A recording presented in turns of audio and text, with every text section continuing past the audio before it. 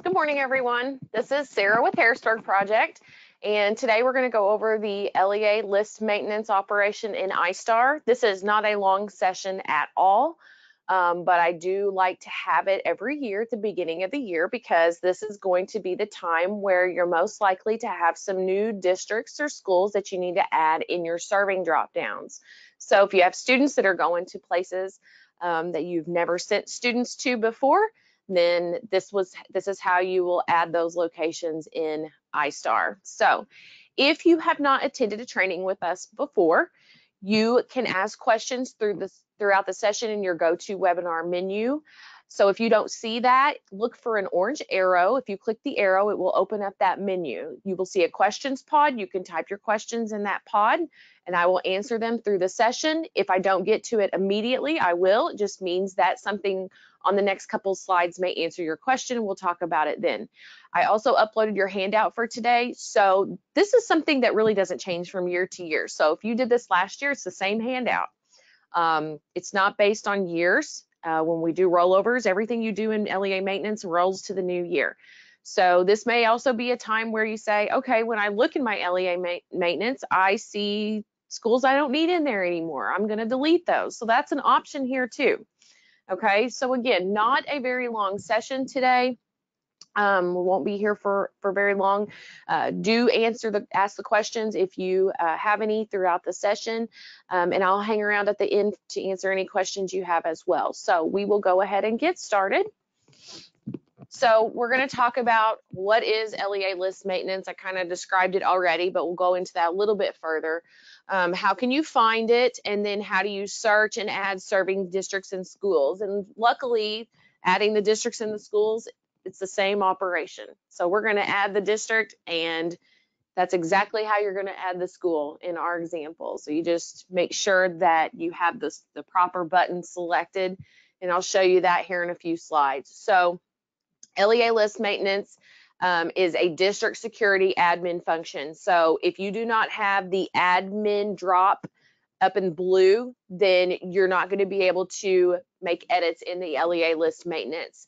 My recommendation is that you should have the security role of district security administrator if you are going to be working daily in iStar doing data entry. You need to be able to perform these admin functions that drive the backbone of the system. And so not only do you need it for LEA list maintenance, but you're also going to need it for things like mass change. You can't do mass change if you're not a district security administrator. So you want to make sure you have that role if you have a very active part of iStar. This is going to allow you to customize your drop downs on your approval records for serving district and serving school only. So for resident district and school, if you're a standalone district, then you're only going to see your resident district and the schools in that jurisdiction. However, you can have kids that are receiving services at other locations outside of the resident district. So that is where the list maintenance comes into play. We want to be able to customize the serving district and serving school drop down to meet only your needs. You don't want to see every district in the whole state in your serving district drop down, and you really don't want to see every school because that's even more you're going to have to weed through. It's going to take up time. You don't want to have to do that. So we allow you to customize it to see only the districts and schools that you want to see. And again, like I said earlier, if you had some districts or schools in the past and you don't have any kids going there anymore, you can delete those out.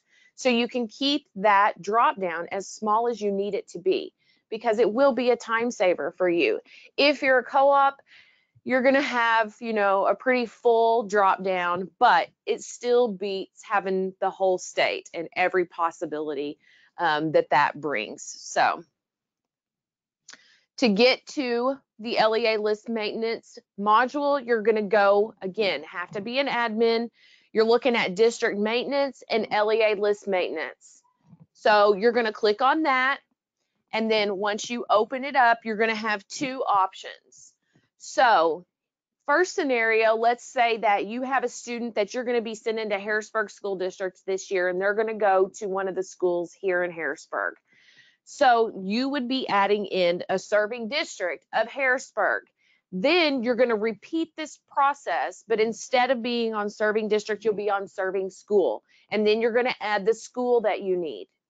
Okay, so it's a two-step process. If you already have the district, but you need to add a different school in Harrisburg's jurisdiction, then again, you're going to change it to serving school here on this first screen, and you're going to search for that school you need to add. You don't have to add all of the schools that are in the district.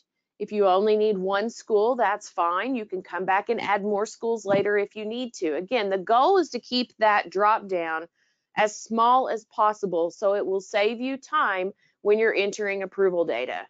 Okay, so what you see on the main screen as soon as you open up the module, these are going to be the districts that you already have.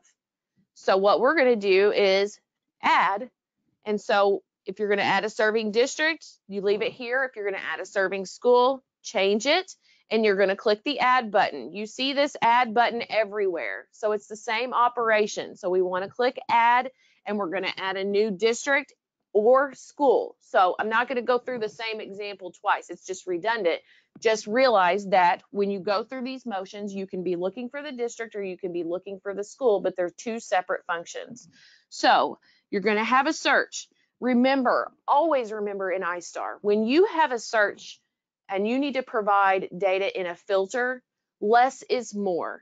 So if you are unsure, say for example, you don't know for sure that Harrisburg is going to be listed as Harrisburg CUSD3, or is it going to be CUSD3 Harrisburg? How's it going to be listed? So maybe going with names, not your first option. Harrisburg's a small town. Let's do Harrisburg in the city. Okay. Now, on the flip, you probably don't want to put in Chicago. So you may have to do some digging and you may have to see, how is this listed? You know, what is the spelling? Are there abbreviations? So you need to think about that always when you are searching for facilities or districts by name, city, etc. So that's why, for multiple reasons, security first, but when we communicate with you about kids, we always say, what's the SysID? That's a shoe-in. We know we're going to find them. Okay. All right, so you're going to hit search, and when you do that, you're going to get all the options based on your search results. So you have two different things you can do here. If you want to only add one district or school, then you're going to use the first column. So we're saying, okay, we just want to add Our Lady, and we're going to click the checkbox. You'll click that. It'll take you back to the screen. It's added. You're good to go. Okay, but say, no, I need all of these. I want all of these. So I'm going to add Our Lady, Carterville, and the Yellow Brick Road. So you're going to click in the second column all of the boxes and then hit this button that says Use Selected. So if you have gone through the use multiples in different areas like program definition and things like that, it's the same idea.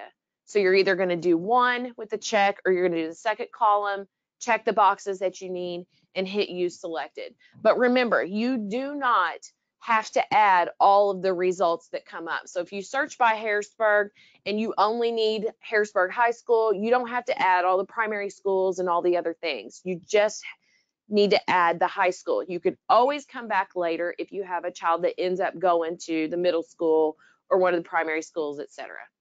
All right. All right, so I have a really good question. What you're not going to find here are going to be your private facilities. So if you have kids that are going to a therapeutic day school, you don't add them here. Those are not public schools. If you have kids that are going to a therapeutic day school, you change your fund code on the approval record, and as soon as you select Fund B or F, you no longer report serving district and school. Those fields disappear, and then you will choose your private facility. And that is all a separate system. So the private facility is its own animal. So private schools, therapeutic day schools, residential schools. So your Fund B and your Fund F, you do not have to add here. It's all based on fund code.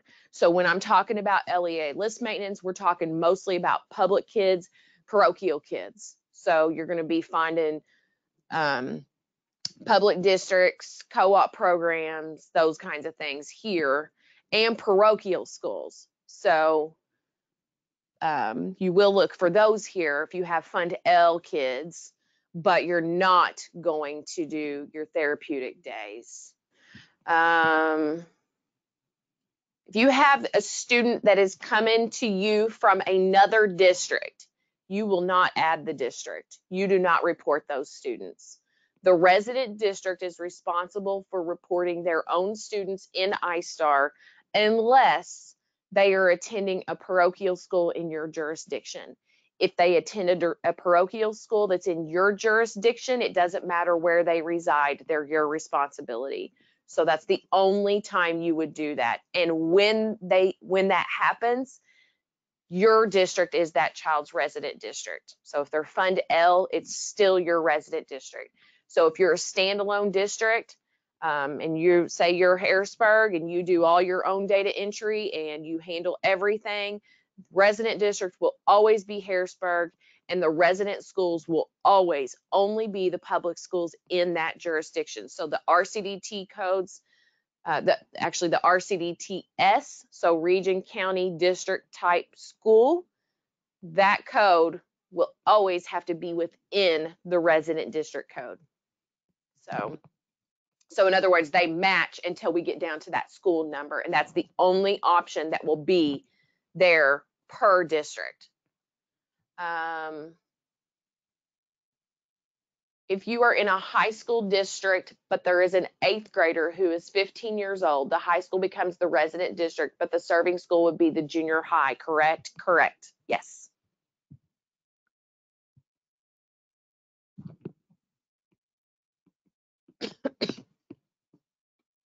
Okay, good questions, good questions. All right, so basically after you add anything, it's going to bring you back to that main screen, and it's going to show you here are the districts and schools that you have in your drop downs now. So this would be the time where you want to look at your actions, and if you want to get rid of any of them, then this is where you're going to do that with the red X. So make your life easier and clean it up if you can, because if you have less, that's more time you're going to have instead of scrolling on every approval record that you add. So you want to make sure that you're cleaning that up. You can do this any time of year, of course, because it doesn't, there's no written rule that says kids are only going to go somewhere new at the beginning of the year. It's just, this is a good time to bring it up. So it is a short session. And sometimes I think maybe I shouldn't have the webinar and just do a canned video on it, but I always get a lot of questions. So I still like to do it live. Okay. So if anyone has any further questions, just let me know, and I'm happy to answer those. If you have any questions about anything else that's going on right now, you can ask me those too, as long as they're not, too specific, like a situation I need to look at. But I know there are a lot of things going on right now. So, okay, yeah, that's what I figured a lot of you had questions about LEA determination data. So LEA determinations were released yesterday, I believe yesterday, and we forward out the email. I can answer questions about a lot of the data. So if you have specific questions, you just let me know. What you're looking for when you go and look at that determination screen is, are you out of compliance anywhere? And if you are, what level did that put you at? Are you at a needs intervention? If you have any questions or you can't figure out where the data came from, reach out to us and I can help you get through it. I can give you an idea of why certain things landed the way that they did. What I will tell you is that I cannot help with graduation. So SPP1, I am not a help on. That all came from SIS. So I would love to be able to help you, but I can't. I can help you on 5, 6, 11, 13, I can kind of guide you a little bit for 12, but that data is not an iStar. So, and I know I had a question about 20 this morning. I can't help on that one, but I can try. So I'm trying to see if I can at least point you in the right direction on some of that stuff, because I know resources are scarce right now and it's the beginning of the year, and I know that the help desk is overwhelmed. So if you have any questions about it at all, just let me know. But yes, you all need to be looking at it and making sure that you're not going to, have any recourse work this year for those determinations. So I don't know how many findings there were this year. The LEA determinations is a button on the homepage. So when you log into iStar and you're on the landing page and you see that big red message, look below. It's one of the rectangles. So you're going to see things about security. You're going to see things about child count, EBF offset, how many errors you have. There's a rectangle that's LEA determinations. So you need to make sure that you're looking at that. Okay, somebody wants me to repeat the rule on 15-year-olds. If and only if you are a high school only district. So maybe you have a pre-K through 8 district and then a high school district, okay? So if you're pre-K through 12, this does not apply to you. But if you do, and you are the high school district, when a child turns 15, it doesn't matter what grade they are in, they will automatically become the high school district's fiscal responsibility. So the day before their 15th birthday, the pre-K through 8 district will have to end the student in iStar, and on the day of the 15th birthday, the high school district picks them up. Now, the resident district will be the high school district because they are their responsibility on their 15th birthday. But if the child is still in 8th grade at the middle school, then their serving district would be the middle school district, or the pre-K through 8 district, and the serving school would be the middle school. So it just means that basically their resident district has to change in their resident school.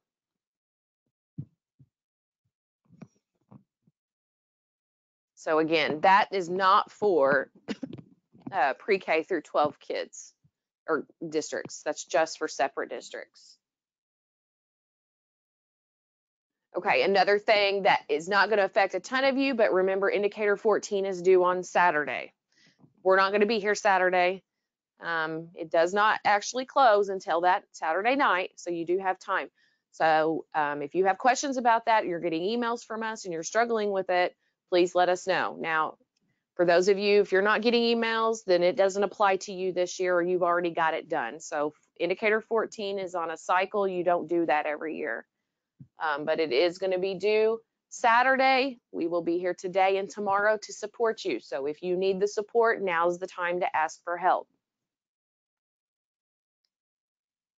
Okay, I don't see any other questions coming in. I will wait just a second to see if anybody else thinks of anything.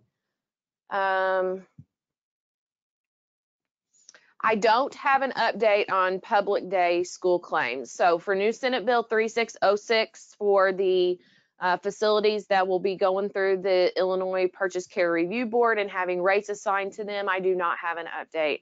The data is in the manual. If you've looked at the approval manual, you can see what iStar is going to do, but it's not done yet.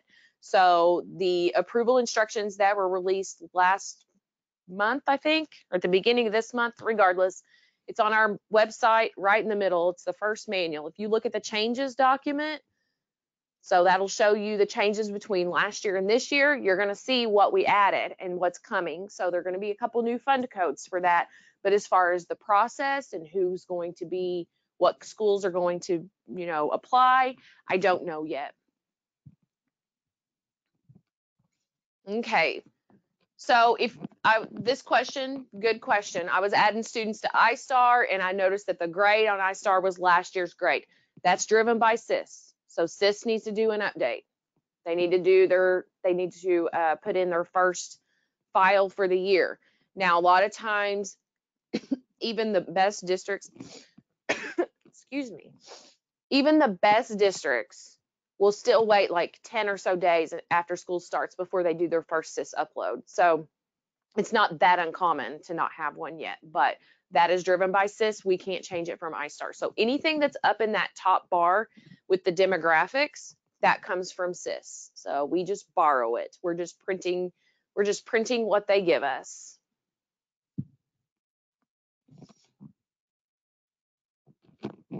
Good questions. Okay, what is indicator 14? It's a survey that you have to do on previous school year leavers. So like I said, there's a cycle and your district's not going to be in it every year. So you're only going to do it, I think, once every 4, I think it's once every 4 years that you're selected for indicator 13. They tell you what students and what year that you need to survey. So it's school leavers. Right now, basically the school leavers are doing a survey on school leavers from the 22-23 school year.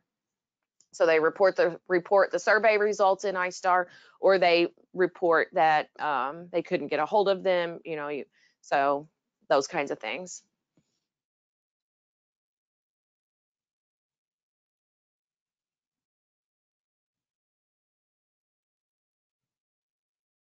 Okay, I don't see any other questions.